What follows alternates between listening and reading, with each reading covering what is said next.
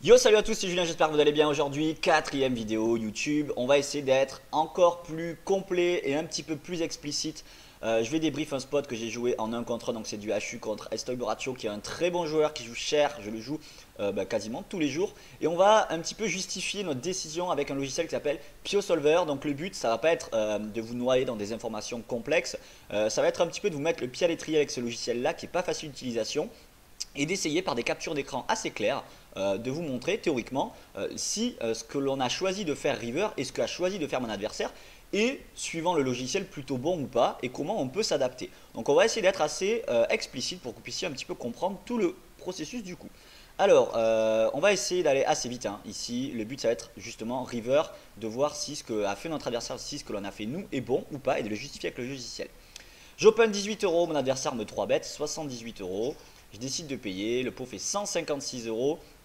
Vient un flop As-Valet 8, mon adversaire mise 52, je décide ici de payer. Turn 3 de trèfle, mon adversaire mise un peu plus cher, donc 173 €, je décide de payer. Et river, 9 de cœur, donc il fait rentrer dame 10, mon adversaire fait tapis, bien sûr on a un bloqueur. On bloque aussi les tirages trèfle à la turn qui s'ouvre. Bref, c'est un spot qui est assez délicat. River, j'ai décidé ici de payer après une longue réflexion. Et mon adversaire nous montre 5 et 3 suités. Alors, maintenant ce qui est intéressant, c'est essayer de se demander est-ce que sa line elle est bonne avec sa main? Est-ce que lui il a le droit de 3 barrels à tapis comme ça? Est-ce que c'est bien joué? Est-ce que du coup, moi, le call est bon ou pas? Et c'est un petit peu ce qu'on a essayé de regarder avec ce logiciel-là. Alors, la première capture d'écran, c'est un petit peu toute sa range, on va dire. Logiciel récapitule toute la range de combos de 3 bêtes de mon adversaire. Donc c'est-à-dire on estime que mon adversaire il va 3 bêtes à peu près tout ça en HU. Et le logiciel ensuite nous classe ces combos là en plusieurs couleurs. Donc vert, ça va être les combos on va dire qui va miser un tiers. En orange les combos qui va miser un petit peu plus cher et en vert les combos qui va checker. Déjà, première appréciation, c'est on a tendance ici sur ce genre de flop, donc sur un flop As-Valet 8, quand on a 3 BT, à miser quasiment tout le temps un tiers avec la plupart de notre range. Ben on voit que le solver, lui, il fait pas trop ça, il a plutôt tendance à miser plutôt 105 € que 51. Bref, ça c'est une petite aparté, mais c'est quand même intéressant à noter.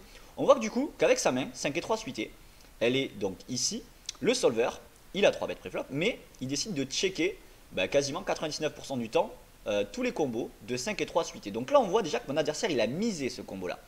Donc déjà, il y a un truc qui n'est pas très cohérent dans sa line, et partant de ce principe-là, si mon adversaire déjà décide de miser une main que le logiciel va checker au flop, on peut se demander, on peut déjà se dire que le résultat river va être faussé. Parce que mon adversaire va avoir fait une line que le logiciel déjà ne ferait pas à la base, à la toute base, on va dire, au flop.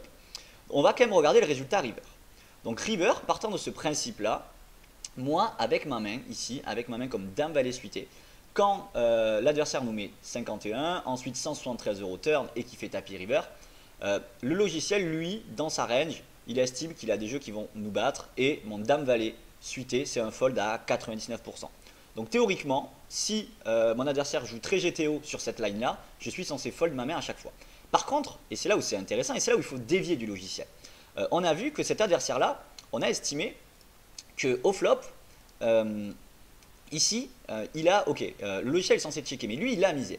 Donc on s'est dit, ok, on va supprimer la line de check et on va l'obliger à miser. Parce que j'estime que Estoy Borracho, il va tout le temps miser au flop.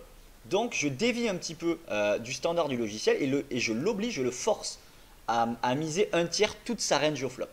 Donc là ça commence à être un peu plus complexe. Mais bon bref. Donc du coup quand je le force à bet un tiers au flop, là les résultats vont complètement changer river. Donc on a gardé la même line sauf qu'on le force à bet un tiers flop. Ensuite on le fait bet turn standard et on le fait shove river comme prévu. Et là du coup, on va dire avec cette déviation là, on voit que avec dame valet suité, ma décision passe de il faut complètement fold à ouais là c'est un peu 50-50, c'est limite. Donc le call là devient complètement justifiable. Et c'est un petit peu ce qui s'est passé dans cette situation là. Je remets le coup. Moi j'ai estimé ici que mon adversaire il va avoir très peu de range de check. Tous ces combos de bluff il va les miser. Alors que le solver, PioSolver, lui il va checker quelques mains comme 5 et 3. J'estime que Estoy ne le fera pas. Donc partant de ce principe là, mon dame valet va prendre beaucoup plus de valeur parce que sa part de bluff théorique au flop va être beaucoup plus grosse. Okay, donc on arrive river ici. quand il fait tapis avec une main qui a une valeur beaucoup plus forte que s'il avait checké. Et c'est là où le logiciel va nous dire ok, ton call river est complètement légitime. On ne dit pas qu'il est incroyable, mais il est légitime. Voilà, donc c'est un exemple un petit peu concret avec PioSolver.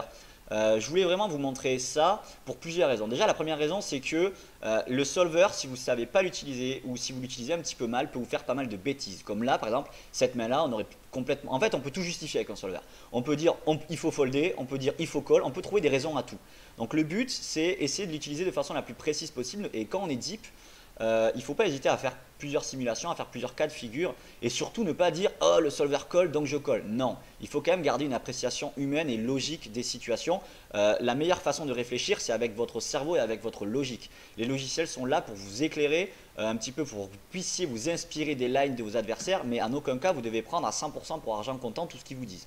Bref, si vous aimez cette vidéo, n'hésitez pas à la partager, à la commenter. Donc c'est une vidéo qui est quand même assez avancé, on va pas se mentir, ça va vite, il y a beaucoup d'infos. Bref, je vous donne rendez-vous à très vite. Si jamais vous voulez bosser comme des dizaines et dizaines de membres qui sont déjà sur ma plateforme, je vous donne rendez-vous sur mon site juniorqt.com. Il y a des articles gratuits comme je fais là, il y a des vidéos, il y a les coachs qui sont là aussi pour vous aider. Je vous dis à très vite, ciao.